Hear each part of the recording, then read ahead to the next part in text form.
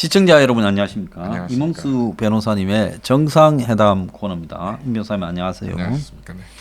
자, 오늘 주제는 코인과 레임덕에 네. 대해서 이야기를 좀 하겠습니다. 오늘 아침에 저기 동아일보 매경에 보면 지금 월요일 녹화하는데 이 5, 60대, 네. 70대까지도 코인이 심각하다. 네. 그래서 코인 거래소라는 게 정부에서 승인해 준 것도 아니고 아닙니다. 저거 그냥 열어버리면 네. 그냥 거래소에 그리고 은행 보고 거래소를 갖다가 검증하라고 정권이 은행연합회를 시켜서 은행이 왜 우리가 이걸 해야 되냐. 예? 그 다음에 이 암호화폐인지 가상화폐인지 코인인지 법적 용어도 없다고 그래요. 그러니까요. 하루에 30조가 거래되고 수수료만 100억이 하루에 넘는다는 거래소. 그럼 한 달이면 수수료만 3천억이 넘는다는 거. 참말로 진짜. 근데 이거를 내버려 두고 있어요. 근데 딱 보면 뭐 암호화폐가 가진 블록체인 기술과 그것을 뭐 채굴하는 데에서의 또 무슨 뭐 이 기여 이런 건 다 헛소리고 이제는 그야말로 칩 도박장의 칩이지 않습니까? 그러니까 디지털 칩. 그러니까 최근에도 가상 이제 뭐 좀 자주 지인들을 많이 못 만나니까 좀 가끔 좀 많이 얼굴 많은데 이제 가상화폐를 하고 있는 대학 후배를 만나서 얘기를 들어봤더니 예. 그러니까 당연히 저도 이제 이러고 저러고 한 얘기를 하려고 하는데 본인이 딱 얘기하더라고요. 그냥 이거 형 이거 카지노 하는 거예요. 그렇게 돼 있어. 제가 더 이상 얘기 안 했습니다. 다 그러죠. 돈 넣고 돈 묶이라고. 예. 그러니까 지금 이제 카지노로 생각하면은 딱 이제 그 지금 현재 대한민국의 뭐 그게 하여튼 뭐 코인이든 뭐라 부르는데 그 거래소라는 거는 그러니까 이제 국가에서 공인된 카지노가 정선에 있는 거고 이제 지금 시중에 지금 뭐 테라노를 포함해서 지금 그 거래소들이 되게 많은데 그거 다 그냥 사설 도박 방 생각하시면 되는 거예요. 그러면 저기 옛날에 전자오락 도박장 있잖아요. 그렇습니다. 슬롯머신 등을 하는 예. 바다 이야기를 포함한 그걸 왜 단속합니까? 지금도 모르겠습니다. 그것도 그냥 도박 거래소 해가지고 거래소로 운영을 하고 네. 그때 상품권을 쓰고 그랬지 않습니까? 네네. 그럼 그거는 안 되고 이 코인은 된다라는 부분을 설명할 수 있는 사람이 누가 있습니까? 그렇습니다. 주식은 회사에 그 뭐 선호도나 여러 가지 호재라든지 이런 부분으로 적어도 주식도 뭐 여러 가지 투기성이 심한 부분도 있지만은 그 오르고 내리는 부분이 가시적으로 보이고 또 그렇습니다. 그 실체에 대한 분석, 네. 뭐 매출이라든지 순이익이라든지 이런 것들이 있고 또 정보도 있고 신문에 나거나 이런 그리고 거기에 대해서 주식은 정부가 통제를 하지 않습니까? 그렇습니다. 그래서부터 이제 해서요. 일부 시장, 이부 시장 상장 기준도 까다롭고요. 그렇습니다. 그리고 주가 조작도 단속을 하고. 네. 근데 이거는 주식보다 더 큰 거를 내버려 두고 있지 않습니까? 그러니까 지금 뭐 소장님께서 말씀하셨지만은 이게 명칭이 제대로 있을 수가 없는 게 실체가 없기 때문에. 그러니까 예를 들어서 뭐 주식 같은 경우에는 아무리 그게 뭐 유령회사 주식이라 하더라도 유령회사라는 그래도 그 유령회사라는 실체라는 존재하기 때문에 물론 이거 가지고 여러 가지로 뭐 사기가 있을 수 있지만 그래도 뭐 법에서 정한 내용 아니면 시장에서 평가하는 내용에 대해서 최소한 그 주식의 가치가 0이라든지 뭐 그래도 1이라든지 이렇게 평가할 수 있는 객관적인 기준이라는 게 그나마 어설프게나마 존재하는데 코인에는 그것이 없으니까 이게 무슨 뭐 금융 자산이라고 볼 수도 자, 근데 하나 이상한 거는 2017년 12월 문정권 들어서고 또 1월에 당시 박상기부터 나서서 네. 두들겨 잡겠다고 최근에 뭐 10개 기관 합동 무슨 뭐 조사본부라든지 이런 것을 그때도 똑같이 했거든요. 네네. 일부 구속시키고. 네. 그랬는데 그냥 살짝 거품만 뺐을 뿐이지 그 뒤로 바뀐 게 한 개도 없이 그때는 방치했습니다. 여전히 또 방치했어요. 네, 그러면 그대로 그때는 말라 잡는 데였을까요? 그때는 한번 잽싸게 빼먹고 남은 거를 두들기는 척을 쇼를 하고 무사히 빠져나오려고 그랬을까요? 뭐 그랬던 건지 어쨌든 하여튼 좀 이해가 안 되는 부분이고 근데 결과적으로 저는 이게 저도 이제 요즘 들은 여러 가지 이제 뭐 요즘 최근에는 언론 보도 나오고 있습니다만은 이게 가상화폐 그러니까 이른바 뭐 암호화폐 뭐라고 부르든 간에 요게 결국엔 중국의 어떤 그 암흑 자금하고 이게 분명히 연관이 되어 있는 거는 이제 혁수속히 드러나 있는 것 같고 이렇게 가상화폐를 방치하게 된 게 뭐 뭉가리의 의지일 수도 있고 아닐 수도 있지만 어쨌든 이게 중국의 어떤 압력하고도 그러니까 비공식적인 압력, 공식적인 압력이 아니라 그런 것하고 분명히 연관되어 있는 건 사실인 것 같습니다. 지금 한 2주 안에 한국에서는 문제가 생겼고 그전에 또 조용했어요. 2018년 초 이후에는. 그렇습니다. 그때 제가 그 한 유명한 짤방이 나와 돌아다니지 않습니까? 무슨 뭐 코인에 미래를 거냐고 청춘이.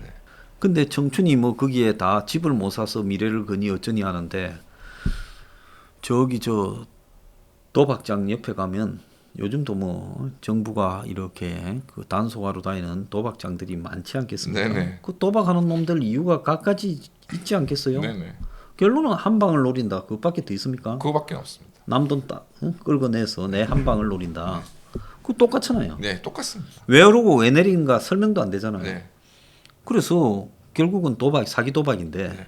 이 사기 도박을 법제화하기도 포기하는 분이고 왜 이런다 보십니까? 왜 법제화와 과감한 단속을 통해가 다 폐쇄시키고 정부가 이 투기성을 손을 못 댄다고 봐요? 저는 알기가 좀 어렵습니다. 근데 여러 가지 뭐 짐작되는 반응은 뭐 있습니다. 그래서 어쨌든 이 가상화폐를 제일 좋아하는 거는 그러니까 공개될 수 없는 자금을 자금을 양성화시키고자 하는 이제 그런 수요가 많은 계층, 뭐 범죄 집단이 될 수도 있고, 그다음에 뭐 부패와 관련된 사람들일 수도 있고 그런 부분도 확실히 있고, 그다음에 두 번째 어쨌든 이게 뭐 50대 뭐 3S 정책 등등으로 뭐 표방되듯이 무언가 이제 뭐 특히 청년 세대로 하여금 특히 40, 50대까지 포함을 해서 넓혀 보면은 좀 이렇게 정신 못 차리게 어디에 몰두하게 하는 뭐 그런 부분도 좀 저는 생각이 들고 그렇습니다만은. 그래서 제가 봤을 때 이걸 지금 단속해서 무너지게 되면 단속은 무너지겠죠. 수습이 불가능할 정도로 덩치가 커져 있기 때문에 그러면 수습이 불가능해서 무너지면 그 무너진 사람들 누군가는 이 배경에 누가 있다고 이제 다 틀렸으니까 까발리는 사태가 나오지 않겠네요. 그래서 가상화폐 거래소가 주식 거래소도 아니고 저렇게 크게 하루에 지금 이런 거래량이 1조 5천억이더만요. 제일 큰 1등짜리는. 업비트인가? 네네. 1조 5천억. 그것도 좀 그러니까 2017년 그때보다는 좀 주는 게 그 정도일 겁니다. 제가 알기로는 하여튼 뭐 아니 한계가 회사 한계가. 그러니까요. 그런 것도 근데 그게 미국의 거래소 하는 회사 하나보다 3배가 크다며요. 네네. 미국의 1위보다 한국의 1위가. 압도적입니다 우리나라가 지금. 그리고 가상화폐가 나는 1000개나 이거 잡코인이 그리 된 줄 알았더만 그게 아니라 몇만 개라고 그러네. 네. 그것도 우리나라가 지금 코인 종류가 제일 많고요. 예, 그래서 뭐 코인을 갖다가 10분이면 뺏기가 낸대요. 네. 그럼 그게 뭔 코인입니까? 그렇습니다. 그냥 내가 지금 이 컴퓨터에 앉아가지고 그냥 코인이라고 하나 만드시면 디지털 돼요. 예. 이렇게 뭐 비트를 가지고 황당수 코인이라고 코인 하나 해가지고. 만들어가지고 예. 이거 살놈 다 모여라 우리 당원들한테 돌려가. 그렇습니다. 그 뭐 저기 피라미드 다단계로 예. 땅을 이용해서 예. 이렇게 팔아먹으면 예. 예? 아유 뭐 때도 멋이죠. 10,000명 정도면은 제가 볼 때 뭐 한 달 정도면 요즘 같으면은 몇백억 모으는 건 일도 그래가지고 아니거든요. 이걸 뭐 우리도 유사 거래소 만들어서 그렇습니다. 거래소 신청하고 통신 판매업을 통해가 예. 거래소 하나 만들어서 사무실에 의자 좀 갖다 놓고 예. 저 큰 저기 전광판 같은 거 좀 저기 뭐 저기 전자 예. 저기 칠판이 있으니까 예. 거기에다가 전광판처럼 띄우고 예. 이쁜 여직원들 좀 고용해서 가끔씩 음료수나 좀 갖다 주고 갖다 주고 여기 사무실 바깥에 이렇게 좀 네온 사인 하나 사인 좀 따라가고 반짝반짝하고 예? 그러면 제가 볼 때 몇백억 뭐 그러니까 이건 좀 정말 정상적이 아닌 상황이지 현상이 너무 지금 장기간 오랫동안 물론 뭐 무슨 경제 불황 코로나로 설명할 수 있지만 이건 너무 심각할 정도로 이거는 청춘이 뭐 미래가 없다 이렇게 언론 보도한 놈 있으면 앞으로 나한테 걸리면 그럼 기자는 맞박을 거 내가 한대 찌박아 버리려 그러는데 아니 미래가 없다고 다 도박하고 미래가 없다고 다 마약하고 미래가 없다고 다 살인합니까? 그건 아니죠. 이걸 왜 거기 갖다 붙이냐? 이거 사실 도박, 살인, 마약하고 비슷한 거예요. 그렇습니다. 아니 남의 한 청춘을 인생을 망치는데 근데 여기 들어와서 돈 따겠다는 사람은 내가 딴 돈은 내가 만족할 만큼 대기 땡기는 그 대신 날린 놈이 수십 명일 거라는 걸 왜 생각을 못 할까요? 일부러 관심을 안 두죠. 제가 좀 그런 것 그 도덕성 그 넥타이 차고 앉아가지고 회사 다니고 이러면서 번듯한 이걸 가지고 돈을 벌겠다라는 그 도덕성에 대해서 그렇게 말하는 자신이 부끄럽지가 않을까요?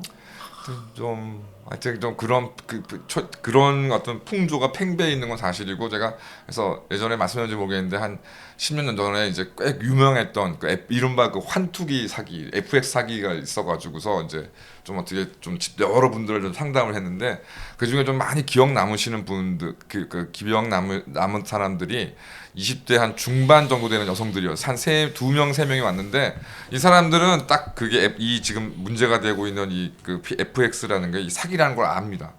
알고 하는 건데 그럼 왜 어떻게 하는 거냐면은 왜 걸렸냐면은 이게 자기들은 그러니까 딱 그 이게 뭔가 딱 프로그램 나와서 뭔가 딱 그 업체가 벌어지면 그 초기에 들어가서 딱 만기에 대해서 돈 받고 나오는 거를 계속 하는 거더라고요. 그래서 이 양반, 그러니까 중간에 그 이제 문제가 된 업체가 이름 한번 바꿨거든요. 그래서 이 사람들은 여기에 생긴 지 얼마 안 된 줄 알고 들어왔다가 물리게 되었다. 그래서 그러니까 이게 전형적으로 미국의 폰지 사기라는 게 앞에 돌로 그렇습니다. 그러니까 뒤에 돌로 이제 앞에 돌 앞에 공구고 그렇죠. 자꾸 이렇게 하는 거 아니에요? 그렇죠. 그래서 뒤에서 사기 당할 사람만 무한 공급되면 그렇습니다. 어느 정도까지는 안 터지고 그렇습니다. 돌아간다. 네. 그걸 폰지 사기라고 하지 않습니까? 그렇습니다. 그래서 지금 현재 이 코인을 갖다가 평가할 때 자꾸 폭탄을 돌리고 있다라는 말을 많이 하잖아요. 네. 제가 봤을 때 이 코인과 관련해서 정보가 많거나 권력이 있거나 센 놈들은 벌써 팔아치워가 시침이 뚝 떼고 있지 않겠습니까? 그럼 그들이 손해를 보게 만드는 자들이 또 뒤에 있는 자들을 땡겨가지고 지금 손해를 보게 만들려고 그렇습니다. 죽으라고 그들한테 뜯긴 자들이 지금 또 뒤에 뜨는 딱 그런 현상이 이거 아니겠습니까? 절대 그래서 이런 부분에 대해서 부정적인 얘기를 하게 되면 오히려 이제 중간이나 그 어떤 큰 손 뒤에 있는 사람들이 아주 난리를 치는 거죠. 입을 못 열도록. 그래서 제가 처음에 이 코인 비판할 때는 떼거지로 몰려와서 저한테 지랄을 하길래 내가 이놈 새끼들아 텔레비 나와가지고 얼굴 드러내고 한번 이야기를 해봐라 하니까 한 놈도 내가 하겠다는 놈은 지금도 이 방송 듣는 것들 중에 코인 끈아풀들 중에 여기 나와가 내 옆에서 임 변호사님처럼 나하고 토론한 좀 할 놈이 있으면 언제든지 놀아. 내가 그날 살려서 집에 안 보낼 거니까. 초창기에 하여튼 뭐 정재승이란 뭐 이런 등등 해가지고 초창기 이제 그 가상화폐, 암호화폐에 관한 논란이 있었을 때 하여튼 전문가랍시고 좀 나와서 참 이러고 저러고 떠들었던 사람들에 대해서 좀 굉장히 진짜 개인적으로 정말 좀 혐오감이 들 정도로 좀 비판적인 이야기를 할 수밖에 없는 상황이고 참 그런 부분들이 너무 무책임하다 그런 사람들이. 그 블록체인 기술이라는 거는 그 기술 자체를 가지고 지금 앞으로 예를 들어서 지금 그 여러 가지로 그 뭐라고 할까요? 이 뭐 전자지갑 기능이나 또 중앙에서 일방적으로 통제하는 그 인터넷 기능 등을 이제 개별들 간에 이렇게 대응하는 기능 이런 쪽으로 쓰여지면 될 뿐이지. 네. 이게 화폐가 왜 되는가에 대해서는 저는 애초부터 설명이 안 됩니다. 사실. 비트코인으로 채굴한다라는데 결국은 비트코인으로 채굴한다라는 게 이 비트코인을 동원해 가지고 그러니까 이 컴퓨터를 동원해가 그래픽 카드를 가지고 전기를 엄청나게 먹여서 돌려서 그 비트코인에 그 사람이 숨겨놓은 암호를 푼다는 게 아니라 내가 그것도 거짓말이라고 봅니다. 암호를 푸는 게 아니라 그렇게 해서 해주면 비트코인에게 뭔가 그걸 갖다가 또 더 늘릴 수 있는 계기를 제공해 주니까 그만큼의 대가를 받는 수준이다라고 이렇게 돼 있는 거예요.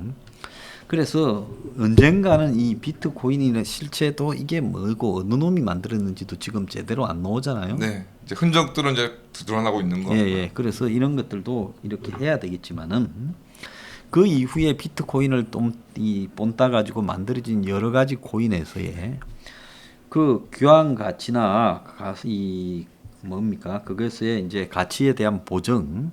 그 다음에 또 그 이 희소성 이런 부분들이 왜 저런가에 대해서 아무도 지금 말을 못 하잖아요. 그렇습니다.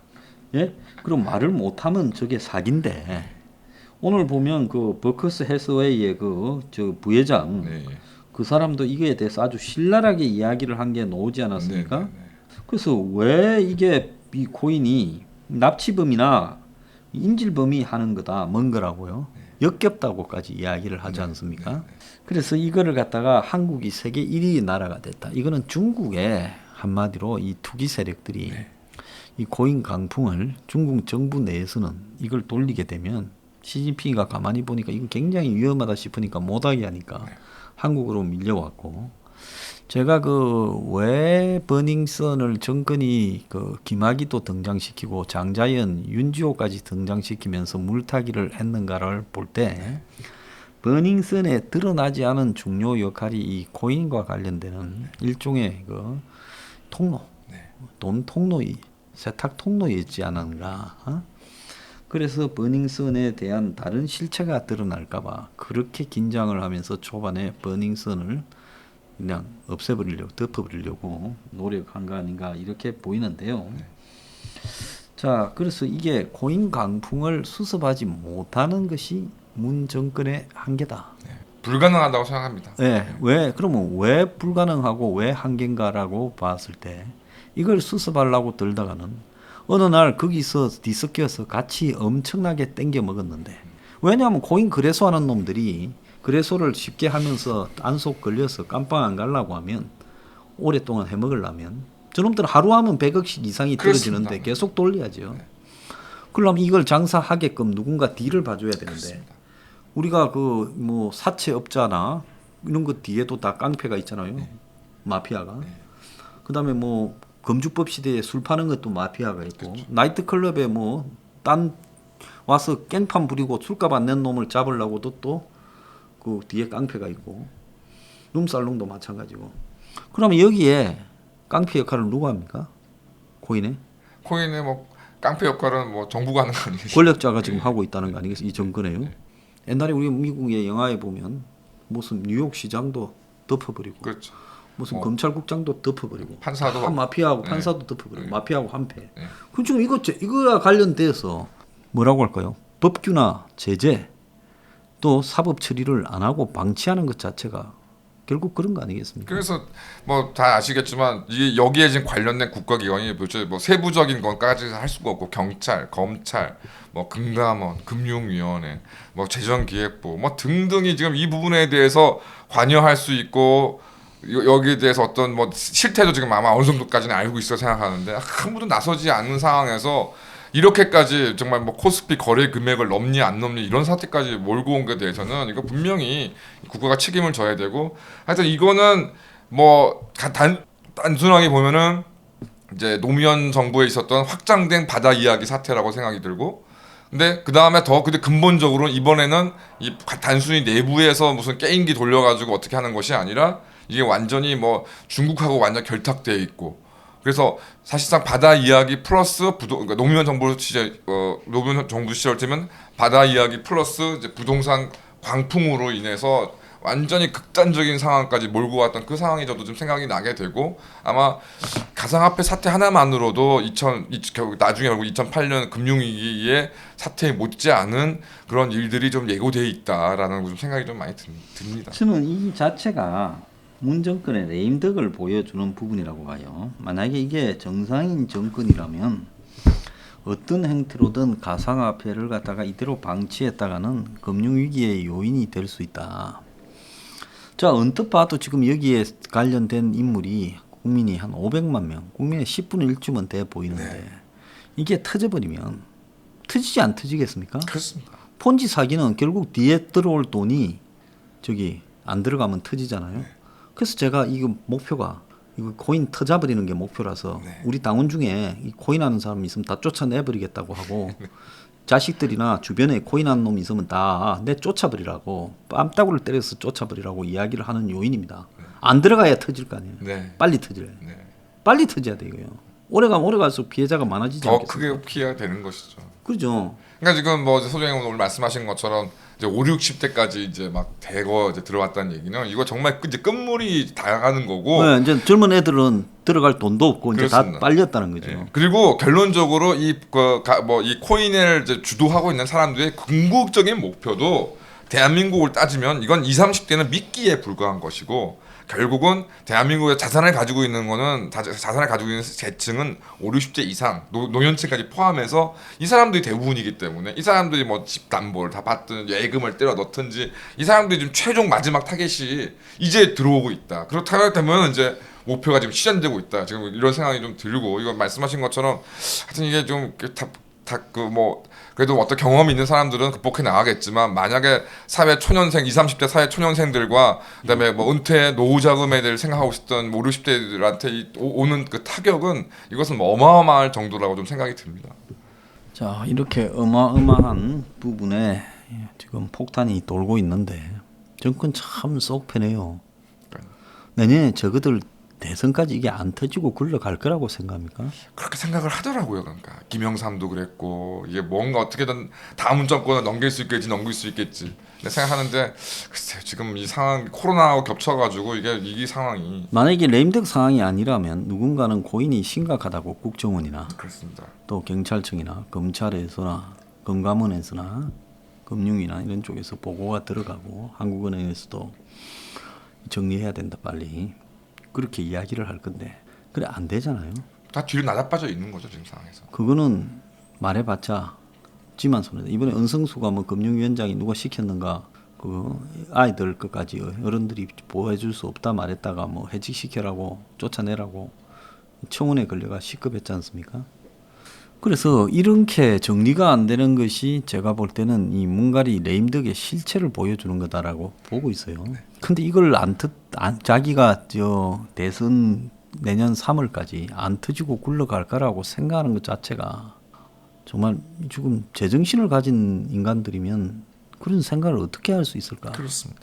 그러니까 좀 이러고 이제 소장님하고 막 말씀 나누고 있는 순간에 이제 가상화폐로 인해서 이제 벌어질 피해는 지금 오늘도 지금 늘어나고 있는 상황이거든요. 그래서 그 마지막 피해자들이 지금 모집되고 있는 상황인데 하여튼 대통령이란 작자가 뭐 이거에 대해서는 해결은 고사하고 이 폭탄을 더 키우는 일만 지금 각오했다는 것이 참 좀 엄청나게 정말 이게 비극적 정말 이제 이게 큰 비극 이제까지는 문가리가 했던 일들이 그냥 뭐 좀 헛웃음을 나온 게 했던 일들이 대부분이었다면 이제부터는 이제 이 부분에 대해서는 진짜 곡소리가 나올 일이 지금 나오고 있다 생각이 좀 듭니다. 그래서 중요한 거는 이 가상화폐 부분에 대해서 이렇게 방치하는 나라가 국가가 이런 사기 도박을 전 국민들이 하도록 지켜보고 방치하는 게 이게 국가의 역할이냐? 그렇습니다. 정말 놀랍다고 보고 있습니다.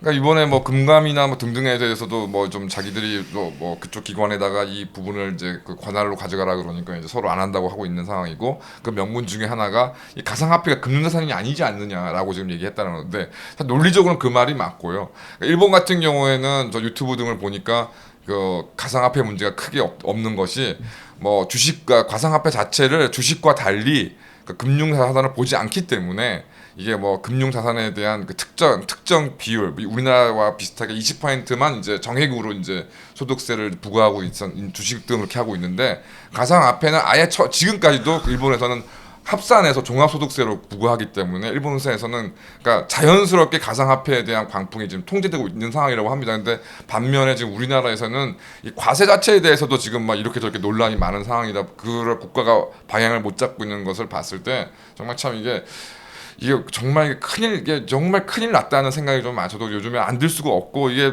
사실 가상화폐를 하지 않는다 그래서 이게 저나 이런 국민한테 어떤 피해가 없는 것이 아니라 전반적인 금융이 지금 완전히 막 붕괴될 수도 있는 위험이 있기 때문에 이게 보통 일이 아니다는 생각이 좀 듭니다. 자, 문가리 레임덕 엊그제 보면 갤럽에서 29%, 오늘 보면 이제 리얼미터에서 33%, 네. 33.4%입니까? 네. 33%. 33%죠, 맞습니다. 그래서 이제 각각 최저 이제 여론 지지율이 기록했는데 송영길이가 이제 당 대표로 당선되었어요.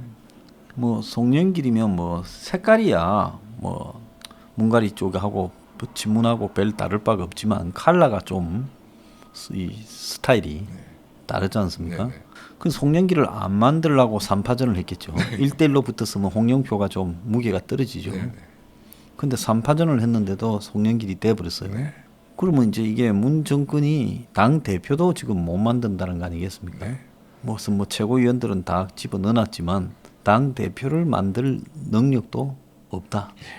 그러니까 지금 문가리가 집권한 다음에 제 기억으로 3명의 이제 당 대표가 지금 선출된 건데 첫 번째 이해찬도 문가리의 뜻이 아니었고 유일하게 이낙연만 뭐 이낙연이 뜻이었는지 모르겠어요. 어쨌든 이낙연만 좀 만만한 사람이 됐고 지금 앞뒤로 집권 초반기와 지금 집권 후반기에 하여튼 뭉가리 입장에서는 거북한 사람이 다 집권하면서 중간에 걸친 거는 추미애인데 그것도 추미애도 연미겠죠. 그렇습니다. 그러니까 당의 대표되는 사람 전체가 다 뭉가리하고는 대체로 잘 안 맞다. 예, 껄끄럽고 좀 버거운 사람들이 지금 되고 있다는 그런 얘기인 거죠. 그러면 이제 송영길이 됐다라는 거는 그 자기 대선과 관련해서 뭐 개헌을 밀고 간다든지 또 이재명을 정리한다든지 하는 부분에 애로사항이 좀 생긴 거 아니겠습니까? 그렇습니다. 네. 그거는 뭐 진짜는 불가하지 않. 이재명은 최소한 개헌까지는 제가 모르겠지만 뭐 이재명 정리하기는 이제 불가능한 상황으로 간 게 아니냐 생각이 듭니다. 그러면 이제 송영길은 여러 가지 특성으로 봐서 이재명하고 다 있을 가능성이 크다 보거든요. 네네. 또 이재명 쪽하고 연대가 됐으니까 1등 안 됐겠습니까? 그렇습니다. 말은 안 하지만 네. 비밀리에. 네. 자 그러면 문이 풀 배팅을 하고도 당 대표를 놓칠 정도고 그리고 그걸 기껏해야 홍영표한테 맡길 정도면 그러니까요. 이 친문이라는 것도 사실은 너무 많이 제거해버려서 그러는지 아니면 문의 독재에 2인자를 용납 안 해서 그런지 모르지만 친문이라는 것도 지금 실체가 없어지는 거죠 사실. 그 잔챙이들만 뭐 최고위원 한다고 걸쳐 있어봤자 그렇죠. 그게 뭐 의미가 있겠습니까? 김남국 유에 이제 똘마이들만 나와 있는 상황이고 이제 뭐 정말 어느 순간 보니까 조국도 사라지고 김경수는 뭐 반신불수가 된 상황이고 참. 그러니까 좀 이제는 이번 소장님 말씀하신 것처럼 이번 당 대표 어떤 선거가 하여튼 친문의 실체를 현재의 모습을 좀 확인해 좀 보여준다고 생각하고 아마 이제 결과적으로는 내부 투쟁이 이제 격화되는 쪽으로 좀 가지 않을까 좀 생각이 좀 나도 드네요. 뭉가리도 저 이 말년이 편하지가 않게 생겼어요. 네. 그리고 좀 개인적으로 양산에 이제 그 퇴임 후에 살고 있는 곳 때문에 그래서 좀 말들이 많은데 저 개인적으로 원래 그 계획했던 꼭 그 양산 사저로 꼭 좀 그 살기를 바라고 제가 그렇게 바라는 이유는 그 뭉가리가 예정하고 있는 양산 사저에 그 경부고속도로 건너편 저기 산 위쪽에 저희 할머니 산소가 있거든요. 그래서 네. 그냥 거기서 가기가 편하니까 그 성묘 갈 때마다 좀 근처 가서 여기라도 실컷 좀 하모니 산소에서 소주 한잔 하고 갈기시면 되겠다. 밑을 내다보고. 그래서 좀 그러게 해서 지금 뭉가리는 그 계획한 대로 양산 사저에 뭐 경찰 한 뭐 수십 개 중대를 저도 가만히 보니까 뭐 선친 묘소가 거기 양산에 있는. 그래서 지금 원래 사실 뭉가리가 살고 있던 원래 그 양산은 그 산길로 쭉 들어가 있는 그래서 좀 찾아가기도 굉장히 어려운 곳이거든요. 네. 그러니까 좀 계획했던 대로 양산 사저로 가서 저의 그 좀 시원한 욕도 좀 들어가면서 어떻게 불안 속에서 한번 말년을 보내기를 좀 될 것 같고 하여튼 참 뭐 소장님께서 처음부터 말씀하신 것처럼 이제 그 뭉가리 집권 초기부터 말씀하신 것처럼 이 인간들은 이제 경제로 망할 것이다. 근데 두 번째 그나마 근데 이것들이 이제 정치적인 어떤 모략과 술수 뭐 이런 것들로 어떻게든 이제 4년은 꾸역꾸역 버텨왔는데 이제 말씀하신 것처럼 이제 이재명이라는 그 괴물 앞에서 이제 뭉가리가 초라하게 벌벌 떨어. 그러니까 집권당 내에서도 그럴 날이 좀 얼마 남지 않았다 생각이 좀 많이 자, 들고. 코인이 빵 터지면 어떻게 될 것 같습니까? 그건 좀 대한민국 경제가 완전히 뭐 좀 붕괴될 거라고 생각합니다. 뭉가리 지지율은 한 자릿수로 떨어지지 그렇습니다. 않겠습니까? 한 자릿수가 아니라 이제 아마 통계적으로 아마 마이너스 자. 가중치를 좀 둬가지고 마이너스가 나오지 않을까 생각이 듭니다. 자, 문을 빨리 보내는 거는요. 코인을 빨리 터뜨리는 길입니다. 여러분 주변에 자식이고 뭐고 코인 한 놈 있으면 전부 주워 패서라도 하지 못하게 하십시오. 그럼 빨리 망합니다. 예. 하여튼 뭐 정말 좀 심각한 상황이라고 좀 생각이 들고요. 그래서 저도 좀 자신을 좀 관심을 두지 않고 뭐 나만 안 하면 뭐 되지 않나 생각을 했었는데 지금 좀 심각한 상황인 거를 좀 아셔야 될 것 같고 하여튼 참 이게 그 왕자의 게임에서 그 유명한 대사가 있지 않습니까? 겨울이 오고 있다. 그래서 정말 정말 요즘에 이 가상화폐 사태 좀 추이를 좀 보면서 야 정말 대한민국에 겨울이 오고 있다는 느낌을 굉장히 좀 많이 받습니다. 윈터 컴스. 예, 오늘 마치겠습니다. 네, 감사합니다. 감사합니다. We are